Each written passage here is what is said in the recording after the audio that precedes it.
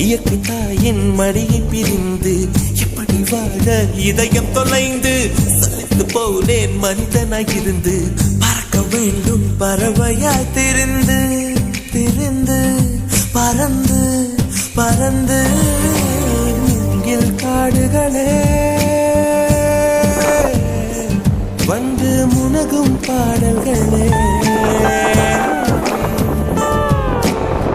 தூரச்சிகரங்களில்